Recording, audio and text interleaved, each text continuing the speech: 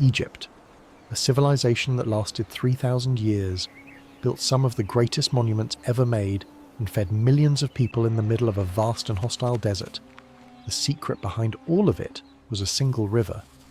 This is the story of how the Nile didn't just support Egyptian life.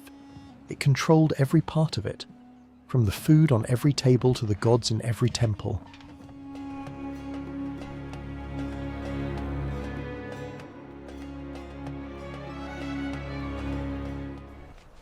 The first clue is visible from the riverbank itself. On one side of a razor-sharp boundary line, the soil is deep black and alive with crops. Step across it and the ground turns to pale, lifeless desert sand. That black soil existed for one reason. The Nile flooded each year, leaving behind rich, dark silt that made farming possible in one of the driest places on earth. The Egyptians called their farmland Kemet, the Black Land, and the desert beyond it, Deshret, the Red Land. Each year when the floodwaters retreated, all boundary lines between fields were wiped away completely. Surveyors moved out, immediately stretching knotted ropes across the plain and driving wooden stakes into the silt to rebuild every field boundary from scratch. The measurements mattered. They determined not just who farmed which plot, but how much grain each household owed to the state. With the boundaries reset, the ploughing began. Oxen pulled wooden ploughs through the soft silt, cutting clean furrows with little effort. Workers followed, casting handfuls of emmer wheat seed across the turned earth while herders drove goats over the rows to press the grain into the soil with their hooves. But the Nile's reach had limits. Canals carried water outward from the river across the plain, and where the land rose too high, workers operated shutoffs, counterweighted wooden poles with leather buckets, lifting water into higher channels hour after hour. Weeks later, the fields were green. When the wheat stood tall and golden, the harvest began. Workers moved through the golden wheat in long lines, cutting stalks with curved flint sickles in steady sweeping arcs. Behind them, others gathered the fallen wheat into tight sheaves, bound them with twisted straw cord, and loaded them onto flat wooden sledges pulled by oxen. The harvest had to move quickly. Grain left standing too long in the dry heat would deteriorate, and there was no real margin for any waste. The sledges carried their loads to the threshing floor, a wide flat area of packed earth beside the settlement. Here, oxen were driven in slow circles over the spread wheat, their hooves crushing the stalks and separating grain from husks. Once threshed, workers tossed the mixture into the air with wide flat wooden scoops. The afternoon breeze carried the light chaff away while the heavier grain fell back to the ground. It was simple, reliable, and entirely dependent on the conditions the Nile delivered fresh each and every single season. The clean grain was poured into large ceramic storage jars, each one sealed with a pressed cap of wet clay. A scribe sat at the storehouse entrance counting every jar carried inside, recording quantities in careful columns of hieratic script on a papyrus scroll. State officials stood watching closely. This was not just bookkeeping, it was the direct foundation of Egyptian taxation. The flood level measured at the Nilometer had real consequences for every farming household. A good flood meant abundant grain. The tax rate was set accordingly. Officials arrived at villages with their scrolls, opened the storehouses, and measured out what was owed to the state. The grain was packed into linen sacks, loaded onto donkeys, and walked in columns along the riverside road to the administrative centres. Meanwhile, at the river ports, a different kind of movement was already underway. The Nile was not just Egypt's water supply, it was Egypt's main road. Travel on land in ancient Egypt was slow and difficult. The desert offered no roads worth speaking of, and even the narrow strip of farmland beside the river was crossed by canals and field boundaries that made overland movement awkward. The Nile solved all of this. Boats could carry in a single journey what would take dozens of donkey loads to move by land. Sailing upriver was simple. The prevailing wind blew reliably from north to south, allowing boats to raise a sail and let the wind do the work. Coming back downriver, crews lowered the sail and let the current carry them, using oars only to steer and hold course. This made the Nile the central artery of Egyptian trade and administration. Grain, linen, stone, pottery, timber and luxury goods all moved by water.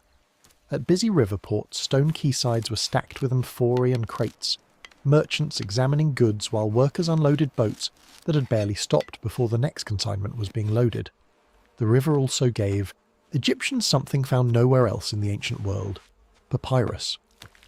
This tall river reed grew in dense green stands along the Nile's marshy edges, providing the material on which the whole Egyptian record-keeping system depended. Workers cut the thick stalks, stripped the outer green layer away, and sliced the white inner pith into thin strips. Those strips were laid in 2 perpendicular layers, pressed under heavy stones, and left to dry in the open sun. The natural sugars in the pith bonded the layers into a smooth, lightweight writing surface that could be rolled, stored, and carried anywhere. The river fed Egypt more directly too. Fishermen cast weighted linen nets from small reed boats each morning, hauling catches that were gutted, salted, and laid out flat to dry in the sun on the bank. Hunters moved through the papyrus marshes in search of waterfowl. By midday, riverside cooking fires were already burning. Mud brick was the primary building material of ancient Egypt, and the Nile made it possible. Workers dug dark silt from the riverbank, mixed it with water and chopped straw to bind the clay fibres together, then pressed the mixture into rectangular wooden moulds and left the formed bricks to dry in the full sun. The straw was not just filler, it prevented the bricks from cracking as they dried and gave them their lasting strength. A single building project consumed thousands of them.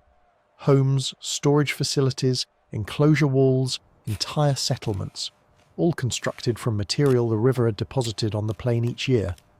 The result was a civilization physically built from the Nile itself. Villages rose on the narrow dark strip of land between the river and the desert, their flat-roofed homes packed closely together, irrigated farmland stretching to the water on one side, pale, empty desert beginning on the other. But the same river that built Egypt could also undo it. Each year, officials gathered at the Nilometer to read the flood level carefully. A normal reading meant a reliable harvest and stable taxation. A low reading was a warning that spread fast through every farming community along the river. When the flood fell short, the consequences were direct and severe. Without the annual silt deposit, the soil was thin and hard. Ploughs struggled to cut through it. Crops grew sparse and pale. Storehouses that should have been full held far less than expected, and the state moved quickly to ration what remained, measuring grain at distribution points while scribes recorded every single transaction.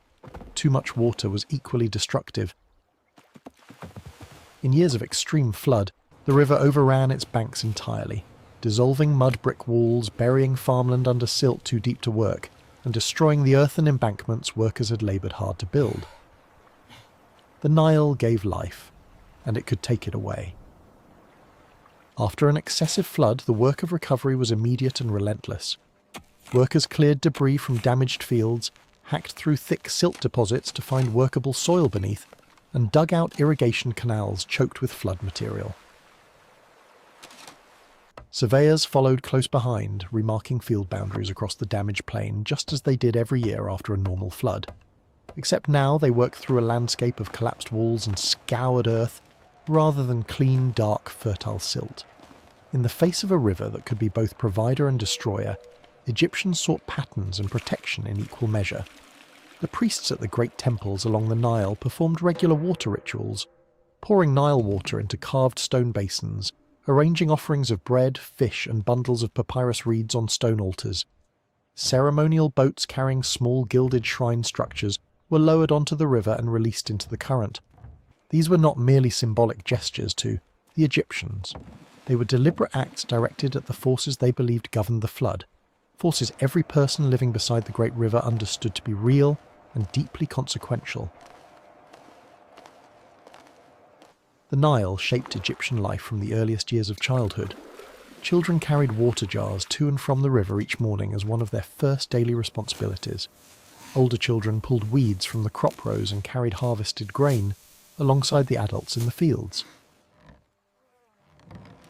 Boys learning to farm were taught the shaduf early, how to grip the pole, how to time the pull, how to tip the bucket cleanly into the upper irrigation channel.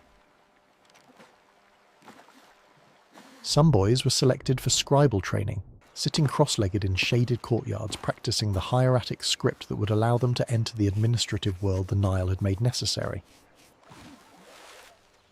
And when the long day's work was done, the river itself was where children played. The Nile was not only men's work. Women carried the daily water supply from the river to the settlement, a responsibility that required multiple trips along the same worn riverside path each morning. At the bank, they washed the household linen, beating cloth against flat stones and laying the finished pieces on rocks and reed frames to dry in the open sun. Back in the settlement courtyards, they ground the harvested grain on flat stone saddle querns, hour after hour, producing the flour the entire household depended on. They also shaped and fired the ceramic vessels the family relied on for water storage, cooking, and grain, pressing Nile clay on hand-turned discs and loading the finished pots into domed clay kilns fueled with bundles of dry river reeds. Stand at the very edge of the farmland, and the limits of the Nile's reach become quite clearly visible. The irrigation channels ran only so far. Beyond the last canal, the desert began without transition, pale, silent, and absolute. Traders and quarry workers crossed that boundary line by necessity, carrying grain and linen out along desert trade routes or cutting large sandstone blocks from the rocky cliffs high above the valley floor. But everything that they depended on, the food they ate, the water they drank, the tools they carried, came entirely from the narrow dark strip the Great Nile had made possible. As the day ended, the river settled into its evening rhythms. Fishermen pulled their reed boats up the bank and folded their nets. Canal workers tamped down the final repaired embankment section and gathered their tools in the fading light. In the settlements, cooking fires began to glow inside open courtyards, smoke drifting slowly above the flat mud brick rooftops. The Nile flowed on. It had shaped this world entirely.